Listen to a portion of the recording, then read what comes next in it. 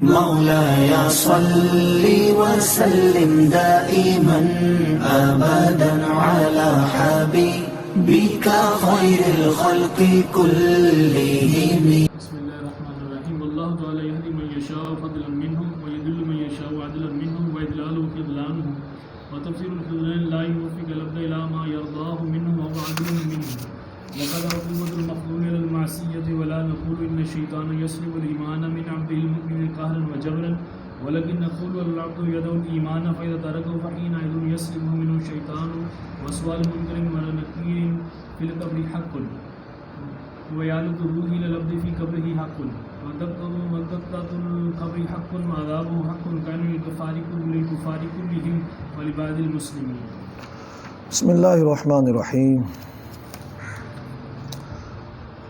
واللہ تعالی یہدی من یشاء، اور اللہ تعالی ہدایت دیتا ہے جسے چاہتا ہے. فضلا منہ، یہ اللہ کی طرف سے فضل ہے. یعنی آج کا ہمارا ٹاپک ہے کہ اللہ تعالیٰ اگر کسی کو ہدایت دیتا ہے یا اسی طرح جو اللہ کی طرف نسبت کی جاتی ہے گمراہ کرنے کے والے سے، اس کا کیا مفہوم ہوتا ہے. اور دوسرا ہمارا یہ اس کے ساتھ یہ کہ عذاب قبر کا ثبوت. تو پہلا یہ کہ اللہ تعالیٰ کسی کو گمراہ کرتے ہیں، تو جب گمراہ کر دیا تو پھر اس کو کون ہدایت دے سکتا ہے؟ اور جس کو اللہ ہدایت دے دے پھر اس کو کون گمراہ کر سکتا ہے؟ تو یہ تو ایک جبریہ والی بات نہ ہوگی کہ بندہ بالکل مجبور محض ہو گیا ہے.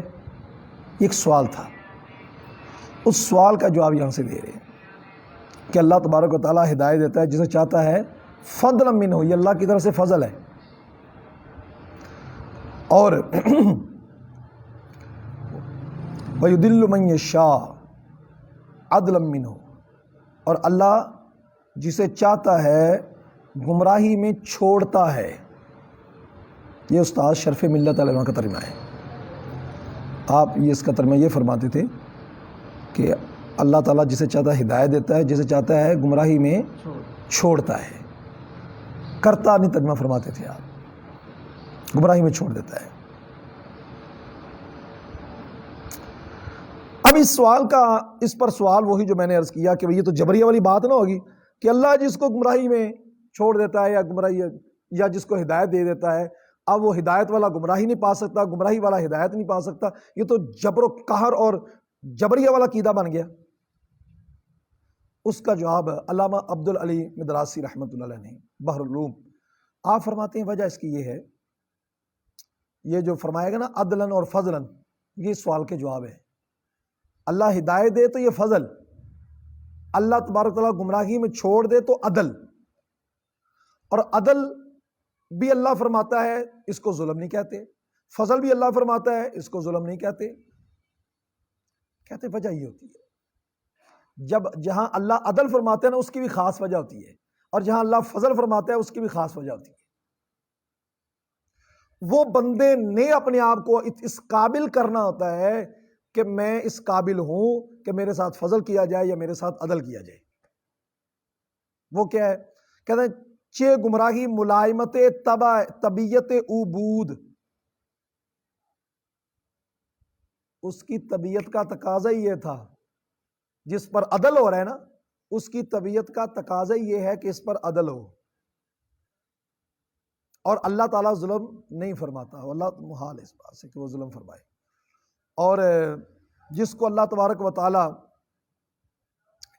فضل فرماتا ہے تو اس کی اس کی طبیعت کا تقاضا ہوتا ہے کہ اس کی مٹی اور سرشت اور خلقت اور جبلت ایسی ہوتی ہے کہ وہ طبع کا تقاضا کرتی ہے کہ مجھ پر فضل ہو.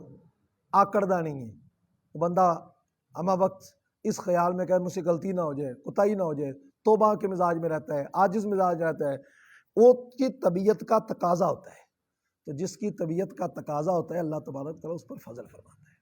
اور جس کی طبع کا تقاضا وہ تکبر والا آ جائے تو اللہ تبارک و تعالیٰ اس پر پھر عدل فرماتا ہے. وَإِضْلَالُهُ خُذْلَانُهُ، اور اللہ تبارک و تعالیٰ جس کو گمراہی میں چھوڑتا ہے نا پھر کرتا کیا ہے؟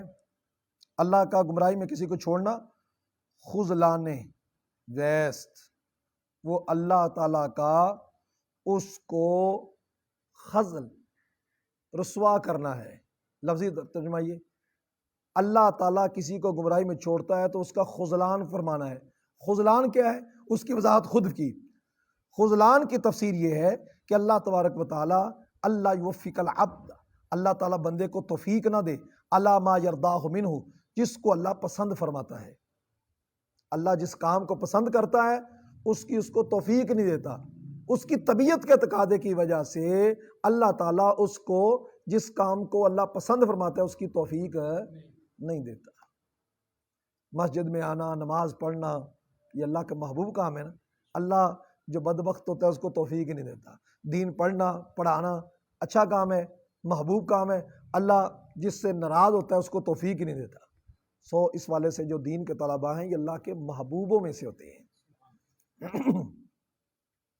وعقوبۃ المخذول علی المعصیۃ، اور مخذول کی سزا معصیت پر،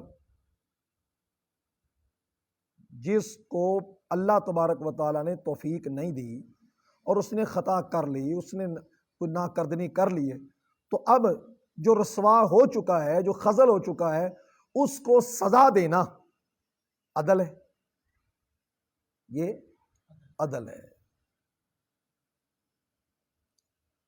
ولا یقال، اور یہ نہ کہا جائے کہ اللہ تبارک و تعالیٰ یسلب الایمان ہے۔ یہ ایک وہی جبر و قہر کے اعتبار سے جو سوال بنتا تھا کہ اللہ تعالیٰ ایمان کو سلب کر لیتا ہے۔ نہیں، اللہ ایمان کو سلب نہیں کرتا، اللہ ایمان کو سلب نہیں کرتا بندے سے۔ اس کی تباہ کا جو تقاضا ہوتا ہے اللہ تعالیٰ اس کے مطابق راہ ہموار کر دیتا ہے کہ چلو، اللہ ڈیل دیتا ہے، چلو تمہارا جزا اور سزا کا فیصلہ ہم جا کے قیامت کو کریں گے۔ ولا نقول، اور ہم نہیں کہتے کہ ان الشیطان یسلب الایمان عن عبدہ، شیطان ایمان کو بندوں سے چھین لیتا ہے، یہ بھی نہیں ہم کہتے۔ شیطان کو یہ طاقت نہیں ہے کہ بندوں سے ایمان کو چھین سکے۔ اللہ نے ارشاد فرمایا ان عبادی لیس لک علیہم سلطان، میرے جو بندے ہیں ان کے اوپر اے شیطان تیری سلطنت نہیں چلے گی۔ جس کا تقاضا یہی ہے کہ اس آیہ کریمہ کا تقاضا یہ ہے کہ شیطان بندے سے ایمان کو سلب نہیں کر سکتا، یہ طاقت نہیں ہے۔ کسی کا ایمان لے جائے نہیں کر سکتا۔ میں نے جو شیطان نے کافر کیا تھا نہیں کر سکتا، خود ہوگا اگر ہوگا تو۔ وَلَكِنْ يُقَالُ عَلَى الْعَبْدِ مُدَّعِي الْإِيمَانِ، مگر یہ کہا جائے گا کہ بندہ ایمان کا دعوے دار تھا۔ فَإِذَا تَرَكَهُ، جب معاذ اللہ مرتد ہو گیا، ایمان کو چھوڑا، خدا نہ خواستہ مرزئی ہو گیا، قادیانی ہو گیا، ہی نہ بس جب اس نے ایمان کو جس وقت چھوڑا، یسلب منہ الشیطان، اب جو اس نے چھوڑا ہے نا ایمان کو، تو شیطان اس کو سلب کر لیتا ہے، شیطان اسے اچک لیتا ہے کہ دوبارہ پھڑ نہ لوے۔ شیطان اس کے لیے راہیں ہموار کر دیتا ہے، لوگوں کے جو شیطان لوگ ہوتے ہیں ان کے لیے پیسہ وافر کر دیتے ہیں، سہولیات وافر کر دیتے ہیں، جرمنی کی ٹکٹیں اور اس کے لیے شادی کے معاملات، بالکل جی آئیں جو مرضی ہوگا اس کے لیے یہ سہولت ہوگی۔ ایمان چھوڑتے ہیں اور پھر شیطان ان سے ایمان کو چھین لیتا ہے۔ یہ جو کہتے ہیں نا ہم یہ ایک مرتبہ ہی لکھاتے ہیں قادیانی پھر ہم اس کے بعد مسلمان ہوتے ہیں، یہ بھول جائیں۔ مرتد کا ایک لمحہ بدتر ہے، بدترین ہے۔ پیسے کی خاطر اپنا ایمان بیچا، سودا کیا۔ لیجیے اگلا مسئلہ ہے کہ منکر نکیر کا سوال جو قبر میں ہوگا، منکر نکیر کا سوال قبر میں ہوگا، حق، بالکل حق ہے۔ اس کے چونکہ معتزلہ منکر تھے تو اس اعتبار سے ان کا رد کیا گیا کہ تم منکر ہو تو دیکھو حدیث پاک میں باقاعدہ اس کا ذکر آتا ہے، ایک نام منکر ایک نام نکیر ہے۔ شیخ ابو شجاع نے کے حوالے سے نبراس میں بیان کیا گیا اور فتاوی رضویہ میں بھی بیان کیا گیا ہے کہ بھئی جو کافر کی قبر میں آتے ہیں نا وہ ہوں گے منکر نکیر۔ منکر کا نکیرہ سے بنا ہے، جو انتہائی پہچان میں نہ ہوں، غیر معروف سے ہوں گے۔ غیر معروف جو رویہ کرتے ہیں جو وہ پھر ہوگا نا ان کے ہوگا، تو جو معروف و عریف ہوں گے، مبشر و بشیر ہوں گے مومنوں کے لیے، وہ ان کے ساتھ پھر اپنے جیسا رویہ کریں گے نا، تو یہ کہا گیا۔ اور مولانا علی قاری رحمۃ اللہ علیہ نے علامہ جلال الدین سیوطی رحمۃ اللہ علیہ کے حوالے سے بھی اس بات کو شرح الصدور کے اندر اس حوالے سے بڑی حدیث لے کر آئے ہیں کہ جو منکر نکیر آئیں گے قبر میں سوال کریں گے، لیکن مسئلہ یہ آتا ہے کہ کیا شہداء سے سوال ہوگا قبر میں، انبیاء سے سوال ہوگا، بچوں سے سوال ہوگا؟ اس حوالے سے علامہ جلال الدین سیوطی رحمۃ اللہ علیہ نے بھی اور سید ابو شجاع جو علماء حنفیہ سے ہیں، مولا علی قاری کا قول نقل کیا ہے کہ مطلق بات یہ ہے کہ انبیاء سے سوال نہیں ہوگا، اور جنہوں نے کہا سوال ہوگا تو جو ہم سے سوال ہوتا ہے وہ نہیں ہوگا، وہ سوال یہی ہوگا کہ آپ نے جو ڈیوٹی آپ کے ذمہ تھی وہ تبلیغ کے وہ سر انجام دے ہیں، وہ کہیں گے دے گئے، ان کے منصب کے مطابق بات ہوگی۔ بچوں سے بعض نے کہا سوال ہوگا، اور جو بچوں سے سوال ہوگا تو ان کی نوعیت علیحدہ ہوگی، جو ہوں گے نا منکر کا مشرکین کے جو بچے ہوں گے ان سے سوال ہوگا، اس کی نوعیت اور ہوگی۔ جو مشرکین کے بچے ہوں گے ان کی نوعیت اور ہوگی، کفار کے جو بچے ہوں گے ان سے جو قبر کے اندر جو سوال ہوگا اس کی پوزیشن اور ہوگی، اور جنت کے اندر ان کے داخلے کے والے سے بھی بات جائے گی کہ اس کی صورتحال ایک عجیب سی بنتی جائے گی۔ یہ اس بات کو دیکھ لیا جائے کہ جو مشرکین کے بچے ہیں، امام صاحب کا موقع توقف کا تھا، لیکن یہ کہ مشرکین کے بچے جو ہیں جنت میں جائیں گے تابع ہو کر جائیں گے، مسلمانوں کے جو بچے ہوں گے بغیر سوال کے جنت میں جائیں گے، انبیاء کرام بغیر سوال کے ہوں گے، جو سوال ہوگا وہ صرف خاص حکمت کے پیش نظر ہوگا، وہ بھی ان کے منصب کے مطابق ہوگا۔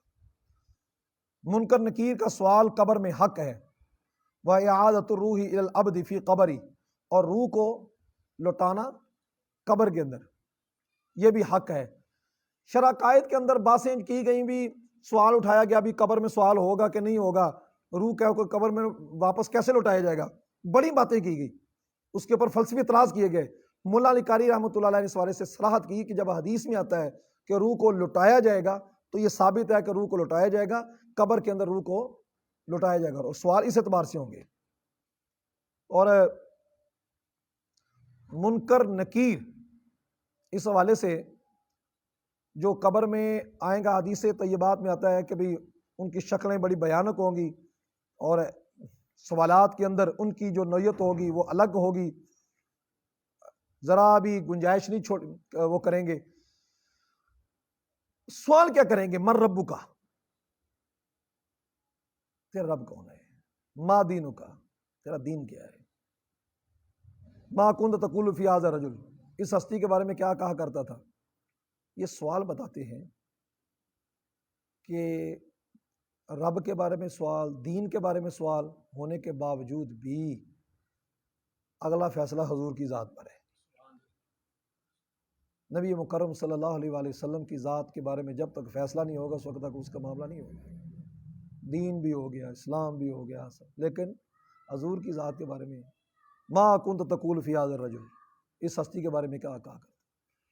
اور یہ یاد رکھیں کہ ما کنت تقول فی ھذا النبی نہیں کہا گیا، فی ھذا الرجل کہا گیا، جس کا مطلب یہ ہے کہ صرف حضور کی ذات کے بارے میں ہم کہیں کہ جی حضور کو صرف رسول کے اعتبار سے ماننا ہے یا نبی کے اعتبار سے ماننا ہے، یہ بات درست نہیں ہے۔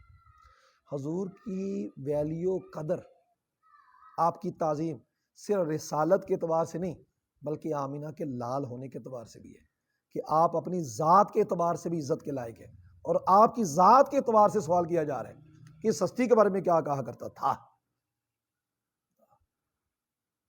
وَدَقْتَةُ الْقَبْرِ حَقٌّ، قبر کے اندر قبر ملے گی، یہ بھی حق ہے، اور اس کا عذاب ہونا یہ بھی حق ہے۔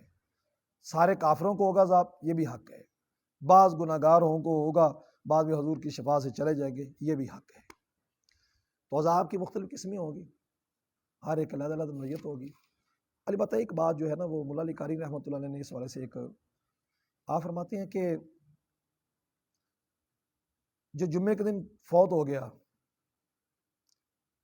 یا جمعے کی رات فوت ہو گیا، اس سے عذاب کو اٹھا دیا جائے گا، مگر یہ بات کہ لا یعود الی یوم القیامہ، قیامت تک واپس نہیں آئے گا، کہتے فلا اعرف لہ اصلا، میں اس کی اصل کو نہیں پہچان سکا۔ اس واسطے اس چیز سے پرہیز کرنا چاہیے، واپس آئے گا ہی نہیں، یہ اللہ کی مشیت ہے، جیسے بھی فرما دے۔ جزاک اللہ تعالی۔